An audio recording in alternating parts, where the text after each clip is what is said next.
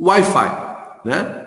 Vamos falar aqui dos diversos tipos de adaptadores, né? De como isso aí funciona. Eu não sei se vocês têm noção, né, da posição da antena no notebook, mas eu mostro para vocês aqui, ó, né? Geralmente, a antena de Wi-Fi está na parte superior da sua tela. E isso faz todo sentido, né? Lembra quando tinham aqueles celulares antigos, você tinha que esticar a antena ficava num ponto mais alto do que o aparelho, né? Então aqui o Wi-Fi, a gente está falando da mesma coisa, tá? Então a antena, quando você abre a tela, ela assume a posição mais alta, tá bom? Geralmente eu digo que é o caso da parte superior, mas hoje a gente já tem alguns modelos em que essa antena se posiciona nas laterais, tá? Com certeza a antena de Bluetooth é nas laterais, tá bom? A antena de Bluetooth é na lateral, o que fica fácil para você perceber a diferença. A antena de Bluetooth, por ter um alcance menor, ela é fisicamente menor.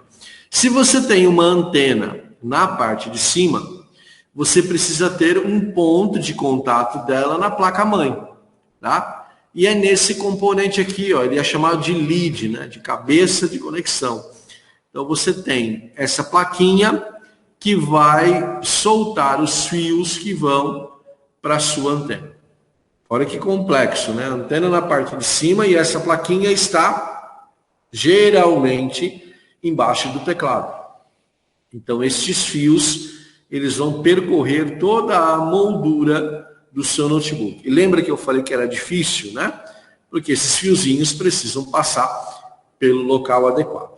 Bom, e eles passam por onde, né? Geralmente eles passam por algumas guias que a gente tem nas laterais. Então você pode ter os dois fios da antena vindo por uma única lateral, ou podemos ter cada fio indo por uma lateral diferente. Tá? São sempre dois fios, um fio branco e um fio preto, que vão dar conexão naquela plaquinha que vai estar espetada lá na sua placa-mãe. Mas a antena na parte superior, e a fiação vem percorrendo as laterais. Quando você solta a tela, muito provavelmente você vai ter que soltar esses fiozinhos, porque senão a tela não sai. Esses fios, eles descem pela dobradiça, tá bom? Pela dobradiça. Então, quando você solta a dobradiça, esses fios precisam ser soltos também.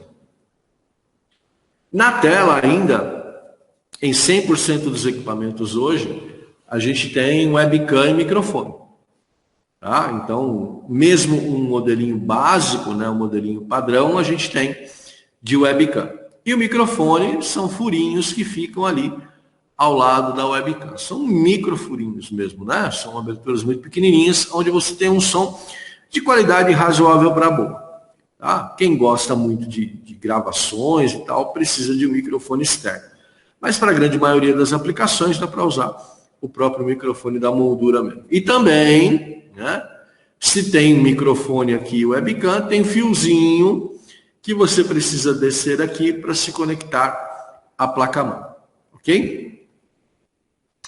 O notebook, né, por consumir pouca energia, ele tem alguns ajustes que a gente faz na BIOS ou na UEFI, que é para controlar o gerenciamento de energia, ou seja, para ficar de olho naquilo que o computador está gastando em relação ao consumo elétrico. Então tem vários padrões, né? Vários valores que você vai inserir. Isso aqui vem pré-configurado de fábrica, mas o técnico pode ser chamado a intervir por uma questão de empresa, né? Às vezes os usuários deixam a máquina ligada, vão embora, e aí você precisa ter um gerenciamento de energia, primeiro, para evitar um alto consumo, e segundo, para garantir uma durabilidade maior desse tipo de equipamento. Tá? Esta função de gerenciamento de energia é um recurso chamado ACPI, tá bom? Que é uma interface de controle de energia. Bom? Fica na BIOS, tá? Fica aqui, ó, numa telinha, tá bom? Ó, gerenciador de energia, né? Aqui no caso a gente aparece como desligado, mas aqui a gente tem um ACPI habilitado, né? Na modalidade Yes, sim.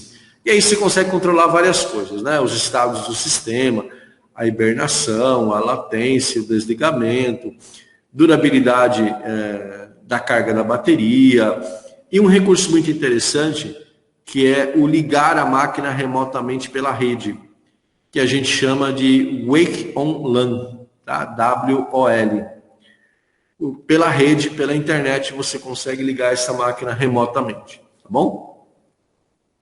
O Bluetooth, né? Eu falei para vocês lá da anteninha do Wi-Fi, né? Falei da anteninha do Bluetooth na lateral. Pois bem, Bluetooth tem padrão, a gente já viu que a gente usa muito para fazer redes pessoais, né?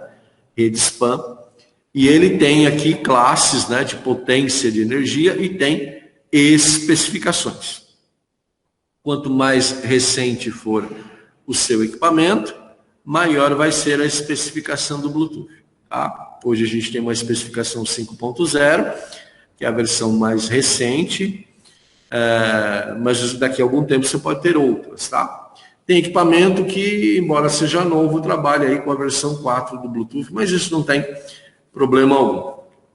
Já a classe tem a ver com o hardware, tá? Tem a ver com a constituição do hardware. Alguns Bluetooths têm um alcance maior do que outros, mas a gente está falando de redes pequenas. Lembre-se sempre que o Bluetooth pode permitir que o usuário trabalhe com voz, com música, com vídeos, dados, né? Vários recursos diversos. Toma cuidado, porque alguns computadores, alguns notebooks, você pode ligar ou desligar o Bluetooth pelo teclado, assim como o Wi-Fi. Você pode ligar ou desligar o uso da ferramenta pelo teclado. Tá bom? Fica atento, se alguém reclamar para você assim, meu Bluetooth não está funcionando, verifica se não tem esses botões lá, e se o Bluetooth não foi desligado acidentalmente, ok?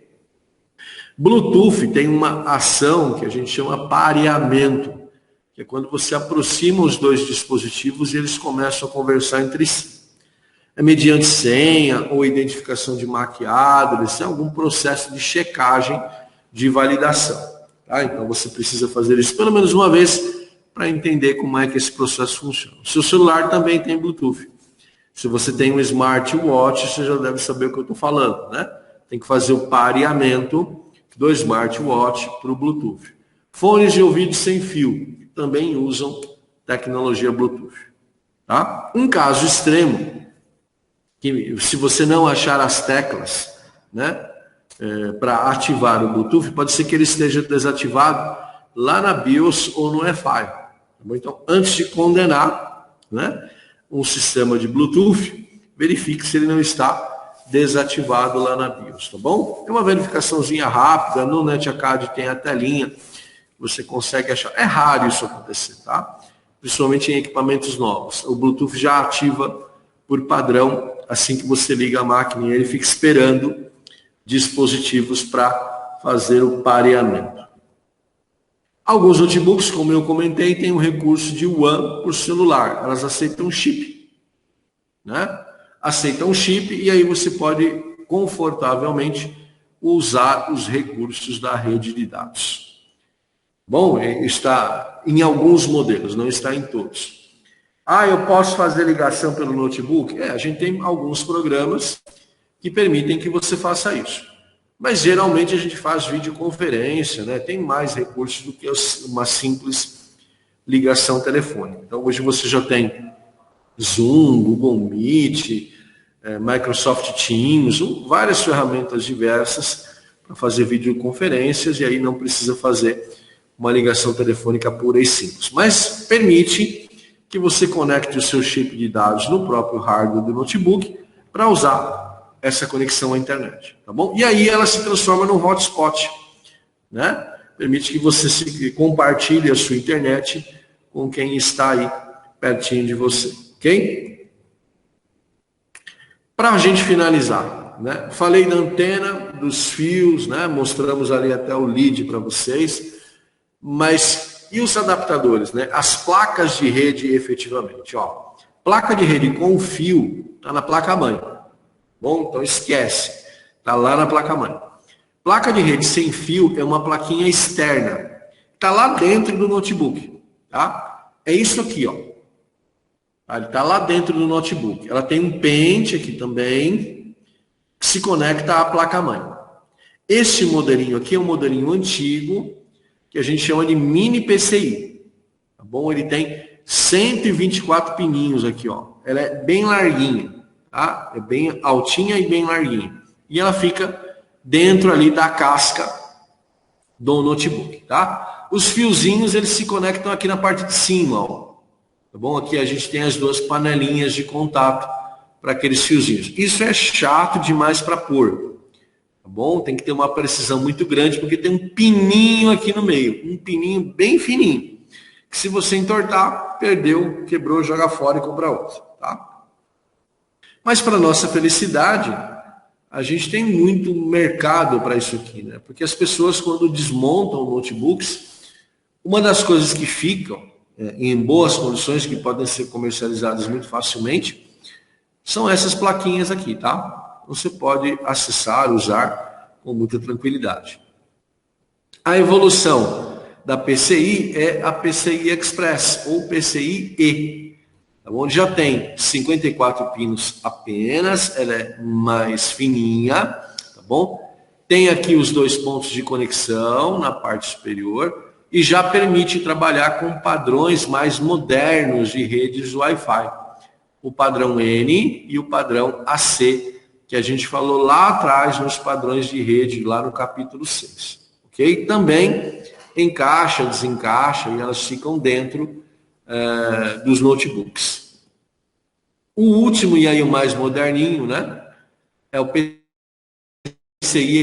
Express Micro. Tá? Essa plaquinha ela é bem pequenininha mesmo, tá bom? Ela tem 27 pinos na parte frontal, 27 na parte traseira. Encaixa como se fosse um pentezinho normal. Observe que aqui a gente tem os 2 pontos de conexão, né? Ó, o triângulo branquinho, o triângulo na cor preta, né? Os fios, o encaixe deles aqui deve seguir essa regrinha. E a tendência é que a gente passe a ter nas máquinas mais novas este tipo de tecnologia. PCI Express Micro. Ele aceita os mesmos padrões, né, do PCI Express, já trabalha com padrões novos, dissipa pouca energia e tem uma potência maior, o que garante um alcance Wi-Fi, né, tanto para transmissão quanto para recepção, mais eficientes. De novo, né, você acha essa plaquinha muito fácil, né, a um preço muito acessível. Professor, posso trocar, né, a minha plaquinha PCI por uma Express Micro? Provavelmente não, tá? Provavelmente não. Por conta do barramento, né? Por conta do pente aqui de conexão. Eles são bem diferentes. Um, aliás, é metade do tamanho do outro. Tem máquina, né, cuja placa-mãe permite a conexão dos dois, um ou outro, tá? Então aí fica fácil de você fazer essa troca. Mas a maioria um só, tá bom? Então aí fica mais restrito também. Como é uma placa até certo ponto genérica, você vai encontrar a mesma plaquinha em diversos fabricantes diferentes. Tá? Elas não são restritas a um determinado fabricante de notebooks.